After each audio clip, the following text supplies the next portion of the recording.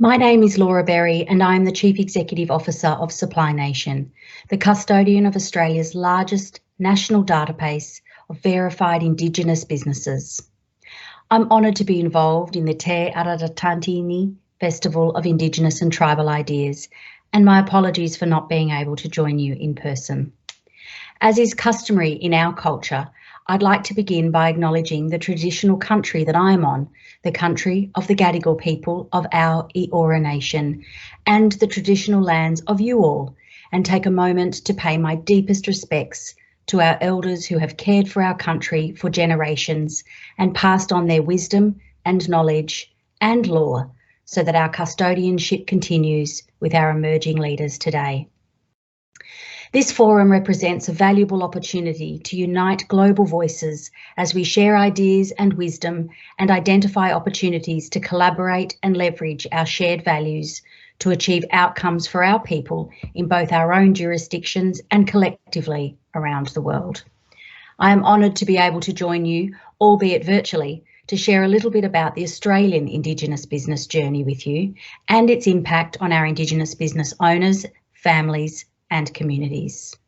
This is a journey of Indigenous entrepreneurship that I have been deeply involved with since our organisation was founded back in 2009 and sits at the very core of my values for self-determination and economic empowerment of our people. Over the last 12 years, we have seen increasing engagement and impact both for and from Indigenous businesses in Australia. And in the last 6 years or so, we've seen that impact supercharged with the introduction of national government policy that showed leadership and commitment, which then had the rest of our country following. My father, a proud Aboriginal man, was also a small business owner who, like many other entrepreneurs, had an idea to take control of his destiny and start his own business. It was tough, but what made a substantial difference to his business growth and sustainability was the opportunity to bid for and win contracts with our government. Why was this important? Because as a small business owner, a contract gave him longer-term certainty and he could plan ahead. He could better manage cash flow. He could employ more Aboriginal people in his business, and he could provide stability for us as his family. I witnessed the power of big and small business working together firsthand, and this was decades before we had even heard of this concept of supplier diversity, focusing procurement policy on minority-owned and underrepresented firms. In fact, this concept, focused here in Australia on Indigenous Australians, wasn't to take off here until more than 10 years after my father retired. I sadly lost him 2.5 years ago, but I often think about how well he would have done under the policy, given his trailblazing efforts in the 90s. Today, the organisation I'm so honoured to lead, Supply Nation, is uniquely positioned in a global supply diversity context with our core focus on empowering First Nations peoples and driving the growth and long-term viability of the Indigenous business sector in Australia. We represent more than 3,200 Aboriginal and Torres Strait Islander businesses across diverse industries that gives us incredible insight into motivational factors, challenges, and opportunities. As First Nations people, we only make up around 3% of the total Australian population, yet our people are grossly overrepresented in prisons and are marginalised by health, education, and social disparities that are not dissimilar to the experiences of other First Nations people around the world. Entrepreneurship is an empowerment tool that provides much more than economic benefits. We know from research that Indigenous businesses are up to 100 times more likely to employ other Indigenous Australians. And in terms of financial impact, our own research shows us that for every dollar spent with a certified Indigenous business, an average of $4.41 of social return is generated. No more is that impact evident than in the story behind the recipient of Supply Nation's 2021 Young Indigenous Entrepreneur of the Year Award. His name is Nathan Martin from Yalangan. Nathan's story is a shining example of how entrepreneurship and business ownership can dramatically influence generational change. When he accepted his award earlier this year, Nathan recalled the pivotal moment when he was sitting in a jail cell 4 years into a sentence. Nathan was reflecting on his daughter's 6th birthday and deciding that he needed to change his life and that of his family. True to his word, Nathan did change his life, and he continues to impact the lives of other Indigenous people through employment, training, and mentoring. Supply Nation's recent State of the Indigenous Business Sector report, which we launched in December 2020, showed the important role that Indigenous procurement, facilitated by Supply Nation, plays in driving the growth of Indigenous businesses.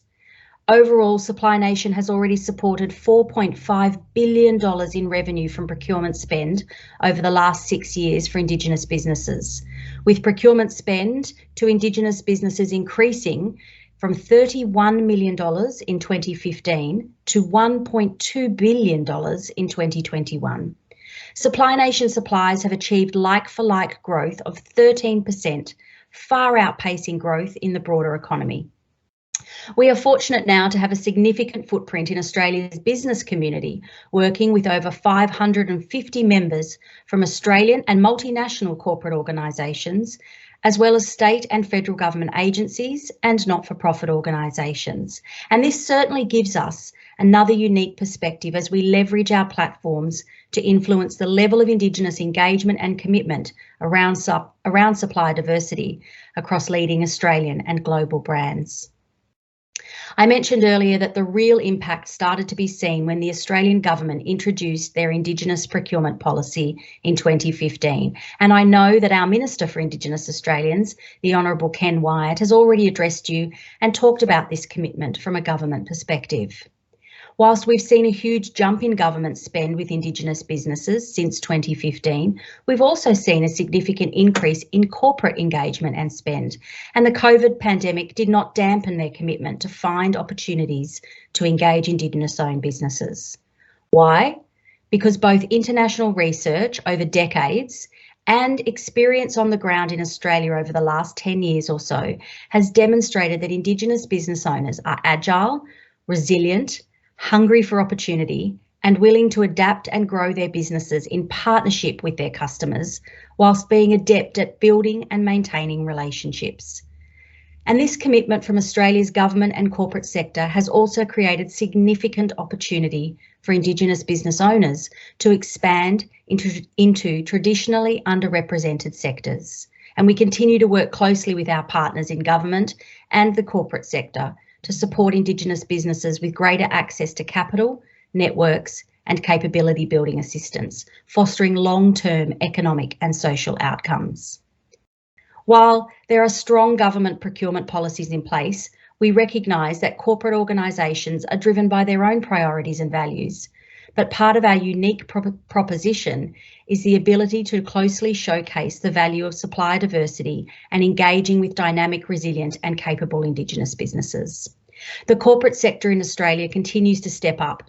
In 2019, Supply Nation, partnering with the Business Council of Australia, which represents the top 120 or so largest corporate firms, launched Raising the Bar, public targets and commitments from our largest corporate firms for Indigenous procurement.